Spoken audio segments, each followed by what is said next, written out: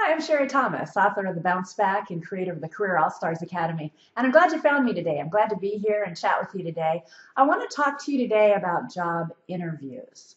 And I want to teach you today about the 5 things that the interviewer really wants to know about you. The 5 key things that the interviewer really wants to know about you.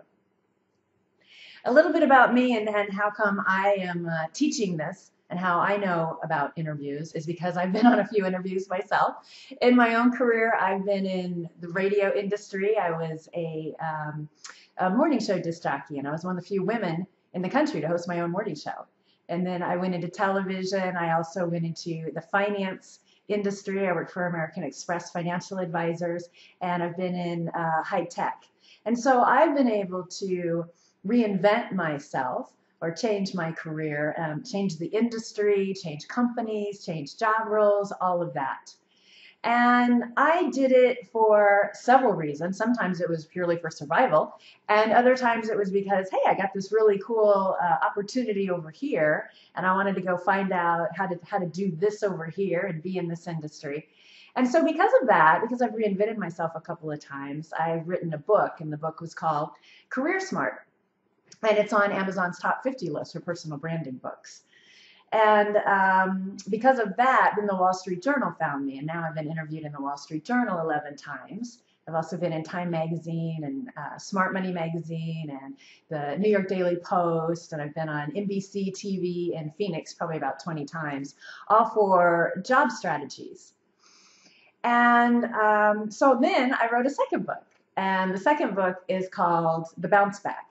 And The Bounce Back was named 2013 Best Career Book by the Indie Book Awards. So that's for independently published authors. So because of that, then I thought, well, maybe I should start doing some videos and start reaching just a wider audience. So that's why I'm here today, and I put together videos, and now I've been actually coaching clients, all kinds of clients. I coach leaders and executives and professionals and individual contributors from all different kinds of industries, and they all want to learn how to reinvent and change and advance their careers. So all different kinds of industries like healthcare, media, radio, television, manufacturing, high tech, just all kinds of industries. So now I'm here and I do these videos, and I'm glad you found this video. I sympathize with you if you've gone through some kind of a setback, because I've been through setbacks in my career.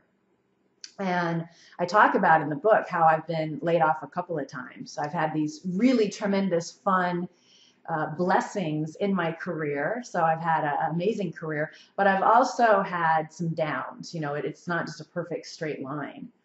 And I really wanted to write about those down moments or experiences that I've had. But I really wanted to write about how did I pick myself back up? And how did I reset my career goal? And how did I chart a new course for myself? I wanted to share that. And as I started writing the book, The Bounce Back, then I started interviewing other people to share their stories. So The Bounce Back has stories from myself, and it also has stories from 13 other leaders and executives and professionals who just, I asked them, you know, tell me about the worst time in your career. And I was interested in that, but I was really interested in the follow-up question, which was, and how did you bounce back higher? How did you bounce back higher? So one of the things that I talk about is a real low point for me in my own career was I had been working at a company for about 18 months, a year and a half, and things were going well. I had a really great year-end performance review, and I liked my manager, and I really liked our senior leader. I thought everything was going great. And then all of a sudden, I was really surprised. I was caught off guard when my manager told me that I was being laid off. And I remember my head just spinning. I just couldn't believe I was being laid off. I couldn't believe I was being laid off. But the reason I couldn't believe it is because, you know, I had such a great relationship with my manager. I was getting some big results. And I just couldn't believe that you can do every single thing your manager asks you to do. And you do it well. And you do it with a great attitude. And all of a sudden, poof, your job goes away. So I was just spinning in my head, and I was thinking about, how am I going to pay the bills? First of all, I mean, that's the first thing that goes through your head. Is just like, oh my gosh, I don't get a paycheck anymore. And you start thinking about how much do you have in savings? How long can you last? And you start thinking about, the mortgage and just all the bills that you have just to survive. Maybe you've been through that. And if you have, I feel for you. So while she was telling me this, the company that I worked for at that time was actually really nice. And they gave me a couple of weeks to look internally for another job. And so I did find another job inside that company. And so I'm still there today. So I've been there for over 10 years. And I'm so grateful for that. But during that couple of weeks where I needed to find a job, I didn't have a job, you lose your identity. You're used to saying, if somebody says, hi, what do you do? You're used to saying, I work for such and such company, or I'm a copywriter, or I'm the sales manager, or something. And I couldn't say that anymore. And so in those couple of weeks when I was in a very negative state, I was feeling all kinds of emotions. I was feeling fear. I was feeling shame. I was feeling some anger all through that. I just started doing some really deep soul searching.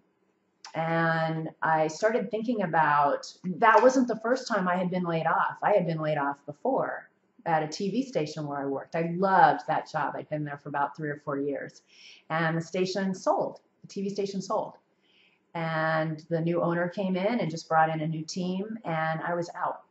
And so it wasn't just that particular company. I started seeing, like, this has happened to me before in my career. And then I started really kind of pulling myself up a little bit and thinking about my career as a whole, and thinking about where I was at that moment, and thinking about how reactive I had been being in my career. And what I mean by that is that if somebody wanted to hire me, I thought, oh, that's where I'm supposed to work. I'm a girl, and so I believe in signs. And so I would see like a couple of signs, and then I would think, oh, that's where I'm supposed to work. Or if a manager said, go be on this project, I would go be on this project. Or a manager said, go lead this team, I'd go lead this team. And I started really thinking about, at the end of the day, I wasn't really that happy in my career. I wasn't happy with my scope of my responsibilities. I wasn't happy with my title. I certainly wasn't happy with my paycheck.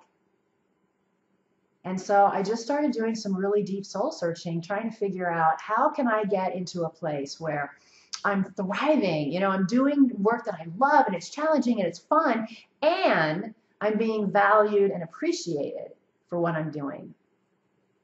And so I just grabbed a piece of paper and I just wrote on it, mission statement, I am driving my own career. And I had no clue what that meant. I had no clue how to do that. I just knew that I needed to stop being reactive. And I needed to figure out how to be more proactive in my career.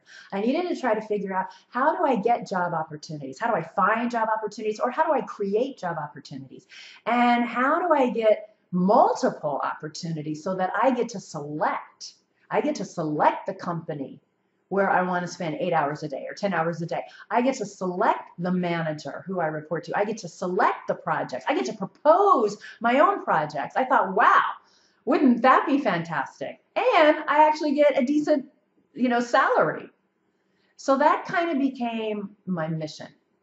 I am driving my own career. I just knew that, this approach of just being a nice employee and being nice all the time, it really wasn't working for me. Because here I was laid off. So while I was in that 2-week, search for my life to find my next career inside the company, I just happened to be reading a book by Jim Collins called From Good to Great. And it's been on the New York Times bestseller list for years. And it's a really great book. And in that book, Jim Collins, the author, he very eloquently speaks about how it's a company's responsibility to put the right people in the right seats on the bus. And if a company can put the right people in the right seats, then the people, or the employees, they'll be happy, they'll be energized, they'll be motivated, they'll be more productive, Then the company will be more successful. Okay, I get that. I respect that. But I look at it from my point of view as the employee. I want to be the one to figure out what the right seat is on the bus for me. I want to figure that out. I don't want a company telling me that. So when I was in that 2-week, search, I really thought about, am I on the right bus? Am I on the right bus? And I encourage you to ask that question. Are you on the right bus? And the bus, of course, is a metaphor for, are you with the right company? And I didn't know the answer to that. I really didn't know the answer for that. I had a lot of negative emotions going through me at that time. And so it took me about 3 days. I just made myself sit with that question for about 3 days. And after 3 days, then I realized, you know what? I think I am on the right bus. I think this is the right company for me. I'm in a bad situation right now, but I felt like there were other opportunities. And there were. I was right. There were other opportunities for me. So I encourage you to ask yourself that question. Are you on the right bus? And then the next question that I want you to ask yourself is, are you on the right seat on the bus? Now, I do my own professional goals every year, like in November and December. I just write my own professional goals, and then I start working on them in January of the next year. I always start with this question. Am I on the right bus? Now, for me, I've been asking myself that question for more than 10 years. I will continue to ask myself that question every year. I suspect that there will be a time when I think, no, I'm not on the right bus. I also, for me, I tend to change seats on the bus every probably 3 to 4 years, 2 to 3 to 4 years. If you have been in the same seat on the bus for 5 years or 10 years or 20 years and you're happy, that's awesome. I'm not here to say we should all change seats on the bus. I'm not here to say we should all change buses. I'm here just because I really believe that if we're going to give a company 8 hours a day, or 12 hours a day, or 15 hours a day, that it should bring us some kind of joy. Some kind of joy and satisfaction. And if it doesn't, I think we owe it to ourselves to find a different bus or find a different seat on the bus. So that kind of kicked off my journey. And that was the beginning of me just making a very mental mind shift of, I've got to figure out how to be more proactive in my career. I've got to figure this out. So that's why I teach these videos. That's why I write the books, just to share my learnings. And in the bounce back, then I share my learnings and I share learnings of others. So I want to share with you today, I want to talk to you today about job interviews. And I want to talk to you today about the 5 things that job interviewers really want to know about you. And I like this because once I was able to figure out what these 5 buckets were, it just makes interviewing so much easier. It's just, because interviewing is pretty high anxiety. I don't know about you, but, I just get really anxious, sitting there. I want to bite my fingernails. It's nerve-wracking. And once I was able to figure out where the questions are coming from and then slot them into the right bucket, it just made it so much easier. So I think this will be easier for you. So let's start out. These are 5 things that the job interviewer really wants to know about you. So the first thing is, can you do the job? Can you do the job? I love these questions. These questions are very easy. So they're just going to poke around. They're going to poke around on your resume and all your skills and all your qualifications and all of your experience. And they just want to know, can you do this? Can you do this? Have you done this? What's your experience with this? Now, the way that I want you to prepare is just read the job description. Read the job description over and over, like 3, 4, 5 times. And you'll get a really good sense of the skills. And then one thing that I like to do is I like to come up with my own, what I call career success stories. And a career success story is about a result that you have. A result that you have had for an organization. So a career success story is something that, and here's the kind of the recipe for it. And the career success story is a couple of sentences on what the situation was, and then a couple of sentences on how you broke through a challenge in that situation, and then what the result was. That's it. So you could say something like, I would probably say something like, well, I was put on an IT SAP project, and it was a tough project because there were 2 project managers before me who received the no-go decision, and each of those project managers was removed, and so they brought me on to try and get the go. So that was just a couple of sentences on the situation or the challenge. And then I would continue and I would say, so what I did as the new project manager is I got in there and I identified that the real issue, the crux of the issue, was stakeholder management. So I made it my mission to really put my efforts into stakeholder management and give excellent customer service. So now I just spent a couple of sentences just talking about how I broke through that challenge.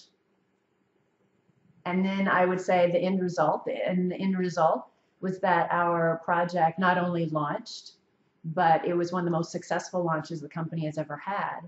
And because of it, I was put into the IT Hall of Fame for project manager. So it's just a couple of sentences on the situation, a couple of sentences on how you broke through that challenge, and a couple of sentences on the result. I think candidates make a really big mistake of talking on and on and on and on. And by following this little recipe, you're able to just give them some snippets, just give them enough, and then stop talking. And if they're interested, they're gonna ask you some follow-up questions, which is great. You want them to ask follow-up questions. You want to talk about yourself. So what I like to do is I come up with 3 to 5 what I call career success stories. And they're based on the job description, what they're really looking for. Okay? The second thing that they ask you about are what I call bonus skills. So most jobs, not all, but I would say most jobs have about 75 to 80% of the job description in stone. They need somebody to do X, Y, and Z. This is what they're going to pay somebody to do. But about 25% of the job is kind of open. And they just want to see, what does this candidate have? Does this candidate have a different experience in a different industry? Or different kinds of skills? So what I encourage my clients to do is I encourage them to think about bonus skills that they have. So the way you can do this is just look at the job description now and think about, is there anything in the job description that you have, a skill, that they're not asking about? Is there something that maybe you could bring, something extra that you could bring to the party that they're not really asking about? So I'll give you an example.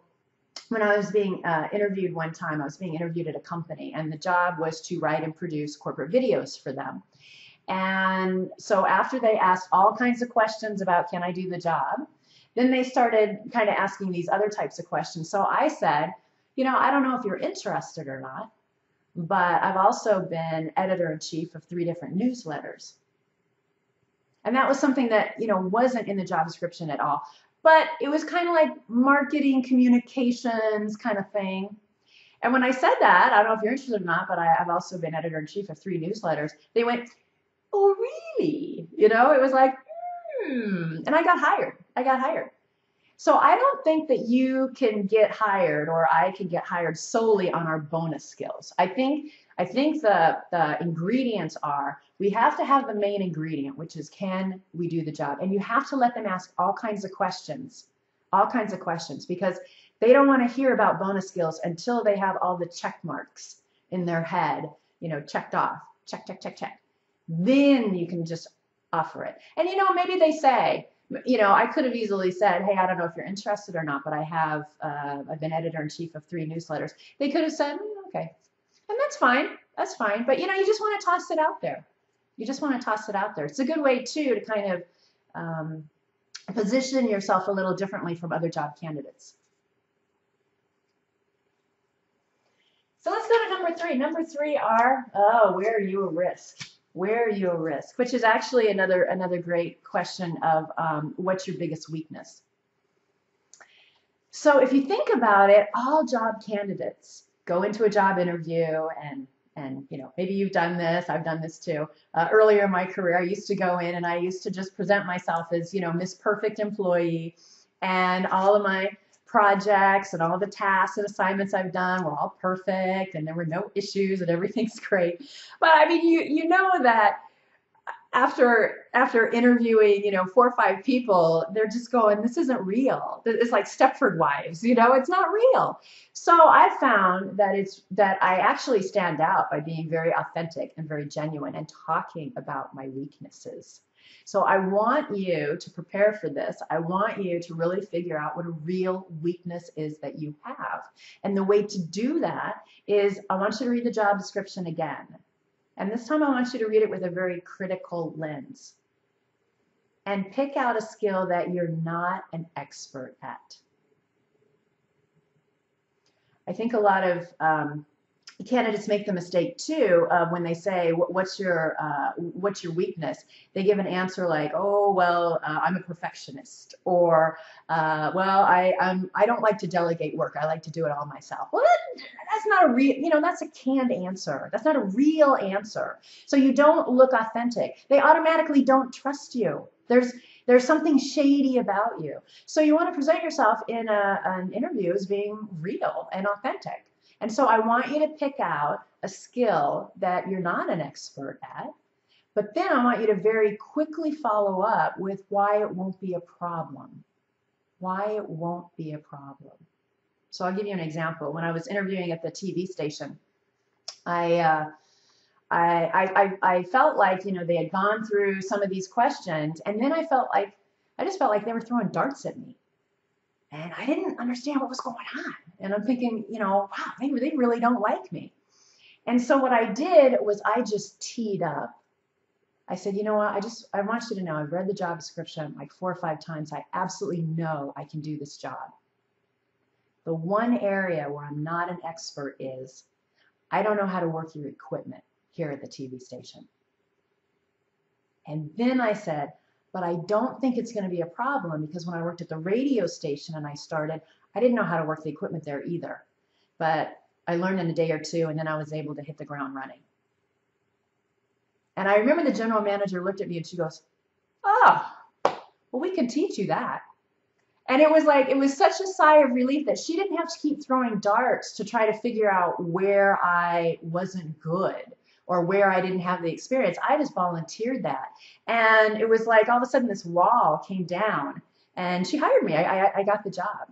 So I always remembered that, to kind of volunteer your own weakness, but follow up with why it won't be a problem. So maybe you've been in the situation before and you can volunteer that. Or if you haven't been in the situation before, like let's say nowadays, there are all these high-tech tools and technologies out there, and maybe the job description has something in there that you need to know and you just don't know about. So in that situation, maybe you could say something like, but I've already bought a book on it from Amazon and I'm halfway done.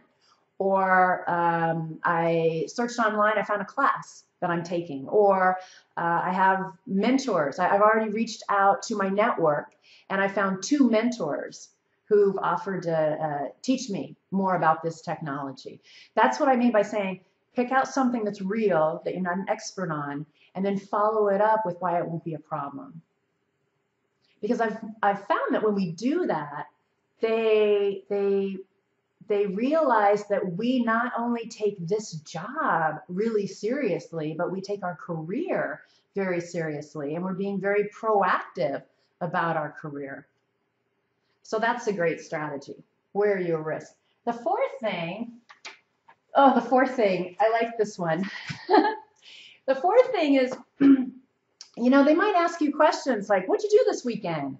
What do you like to do this weekend? Or I love to cook. I love watching, cooking reality shows. I don't. I'm just saying that, maybe the interviewer says that. I like watching cooking reality shows. Do you have any favorite reality shows? It took me a while to figure out, because I used to get kind of anxious in interviews, and I would think to myself, why are they asking me all these fluffer questions? I just called them fluffer questions in my mind. And I would almost literally be tapping my fingers on the desk, like, let's get it started. Let's get this party started. I want to talk about the real interview. But it took me a while to realize, oh, they're just asking me questions because they want to know, will I fit in with their culture? Do they like me? Will I fit in with their culture? I'll tell you about the time that I really got this message was an interview that I went on several years ago. That actually the general manager of the TV station where I used to work, she called me up one day and she said, hey, Sherri, there's a TV station in Phoenix and they're looking for a marketing manager. And I told the general manager about you and he wants to meet you. He wants to take you to lunch. Now, I've been working at a company for more than 10 years, so I'm not really looking for a job, but this sounded like a really cool opportunity. So I met the general manager for lunch. We had lunch. He was great. And then he said, I'm interested in hiring you as my marketing manager. And he said that I would report to his VP of sales and marketing. So he wanted me to go interview with the VP of sales and marketing. So I said, okay. So I drove out to the TV station to meet with this gentleman, and it was the strangest interview I've ever had in my life. Still to this day, it was the strangest interview I've ever had in my life. And I had a lot of anxiety because I felt like I should be back at the company doing my job. And I actually really liked my job. So I had a lot of anxiety. First of all, I had anxiety, it's an interview. And then the second one is I just feel like I should be back at work. So this interview went on, and it went on like an hour. And so it's now taken me, a little time to drive there. Now the interview's an hour. It's going to take me some time to drive back. So I have just a lot of anxiety about this. And he wasn't asking me the right questions. He didn't care about my portfolio. I kept trying to show him my work and he really didn't care. And he was just asking me fluffer questions. And, he would say things like, do you ski? And I'd be like, not really. And then he'd go tell me a story about how he and his wife and his kids went skiing. And it was frustrating to me. So it was so frustrating that I said, after about an hour, I actually said, what do you think of me as a person in this job? And he just looked at me and he goes, what do you mean?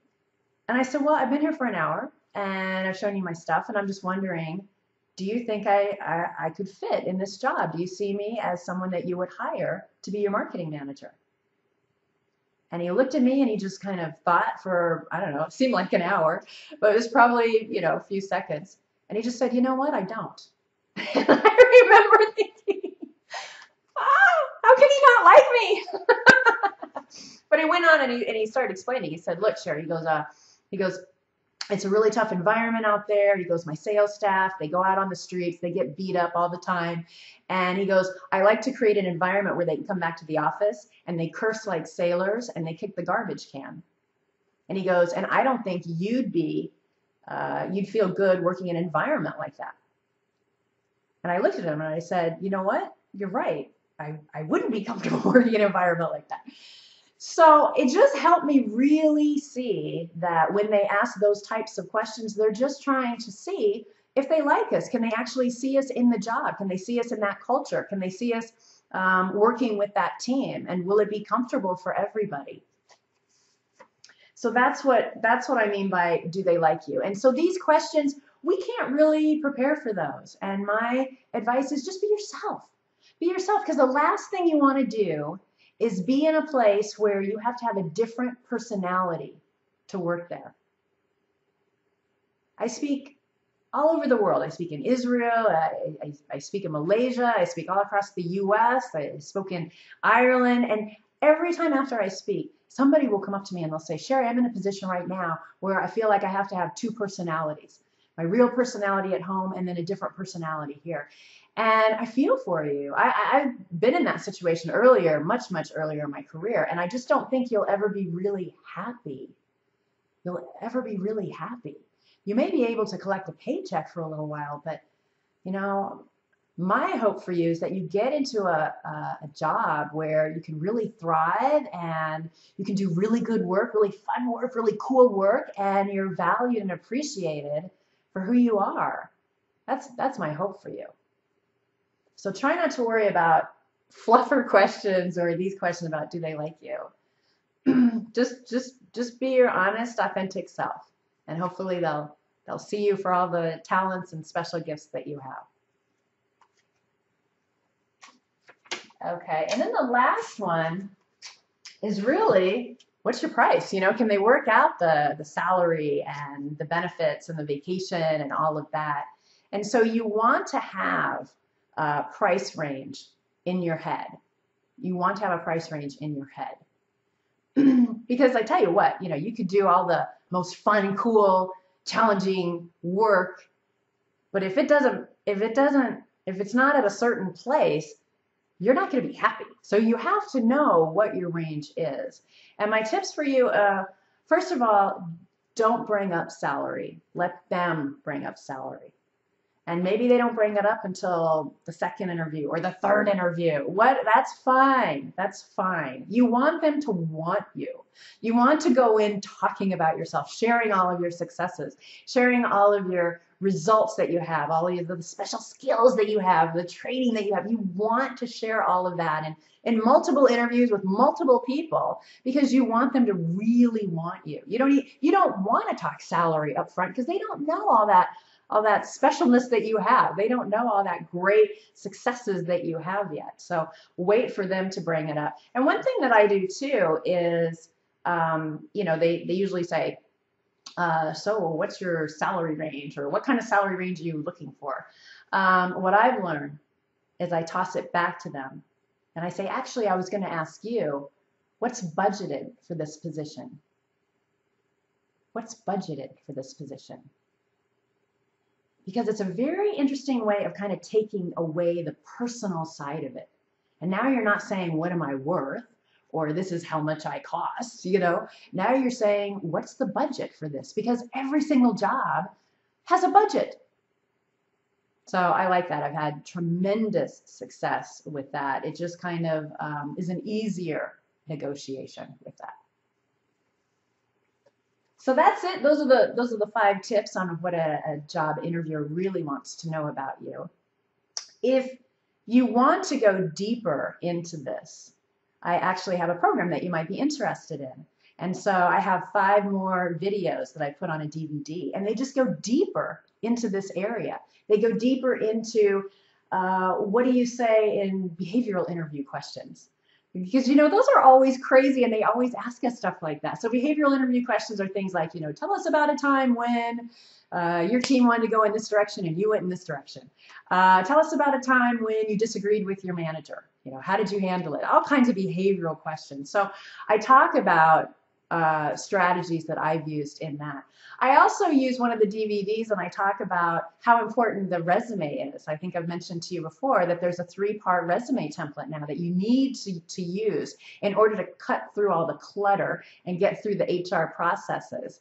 And so in that DVD, I actually take you through what a skills matrix looks like and how I used a skills matrix. I show you my skills matrix for a job. I show you my cover letter. I even show you my resume, which I'm still surprised that I'm showing that. And it's just my team is encouraging me to actually show you my resume. I don't know how much longer I'm going to show the resume. I really don't. I'm starting to feel a little uncomfortable about that. Would you show your resume? But, you know, I do it because I really want you to see what a good resume looks like and what a, you know, winning resume looks like, a successful resume looks like. So I show it because I want you to see how I use keywords and how I pepper them throughout my resume. And I want you to see the format that I use. And I want to show you how I showcase results and how I talk about dollars and numbers and percentages. And so you won't have the same resume that I do, of course, but I wanted to give you an example of that. So I don't know how much longer I'm going to keep that as on the DVD. I think I might recut the DVD, but I will promise you it's still there today. I don't know about tomorrow, but at least it's there today. And what else do I do? Oh, in the DVD program, I just really go through, there's so much stuff available on the internet, you know, on where to look for jobs and how to find jobs. And so I just make it really easy. And I share with you my favorite websites on how to find jobs and resources that I use and I give to my clients, the executives and the leaders and the professionals. And I share with you those resources. And I also have a resource on how to find and really work with recruiters, because I get that question all the time. So one of the other things is really how to tell your story. So if you've had a career setback or if you've been unemployed, how do you tell your story to a hiring manager? Or when you're networking, I talk a lot about how to tell your story, and I give you the framework for how to tell your story. And I give you the framework for networking so that you can find more job leads and get more referrals and get more recommendations. And one of the things that I know that you struggle with, or you probably struggle with, I struggled with it, was how do you get the confidence or the courage to go to your network and ask for help when you don't have a job? Because I know for me, I felt shame with that. And I look back now, and that's kind of silly. I didn't need to feel shame. That was just in my head. I think that was just my ego. So I got into a place where I just had to go ask my network for help. And so I kind of shared those stories and how I did it and what I said. And my hope for you is that you'll hear those stories and you'll put it in your own way. You'll put it in your own words. And so it needs to be very authentic and genuine. I think I get a lot of great help from my network because I'm just real and I'm able to say, I really need some help right now. If you know of, a job that looks like this, and I take you through what I say to make it a little bit easier for you. But those are the types of things that I talk about in the program that you might be interested in. And so what I've done is I've taken the last 10 or 15 years since I've been on this journey.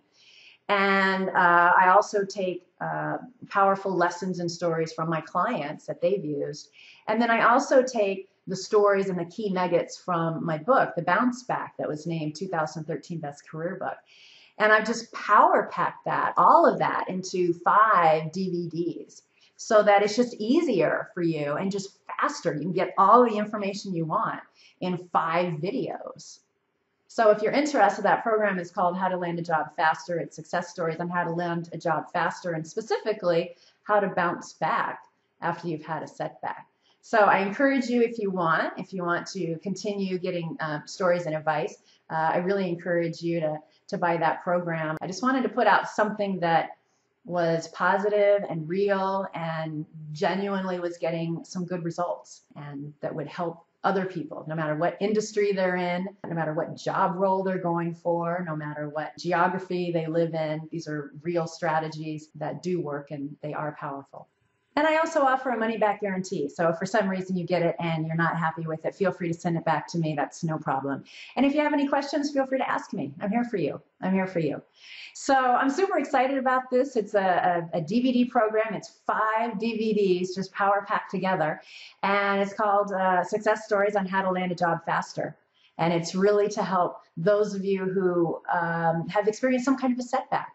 So maybe you've been laid off, or maybe you've been laid off multiple times, or maybe you've been laid off for a long time and you just don't know how to put that on your resume or how to talk about that. I'll just walk you through each of those steps on what you can say to help position you a little bit better and put you in higher demand with hiring managers so that you get more job offers. So I hope you're able to take this journey with me. If you do, I'm honored to do that. I'm happy to do that and share tips from myself and also tips from my clients and other people that I talk to. And I just wanted to share the best, most powerful tips and put them out there. So thanks for watching. Thanks for letting me be part of your world for the past 45 minutes. I appreciate it. And I just hope that we are able to continue this journey together. So go ahead and download the program now so that you can get started immediately.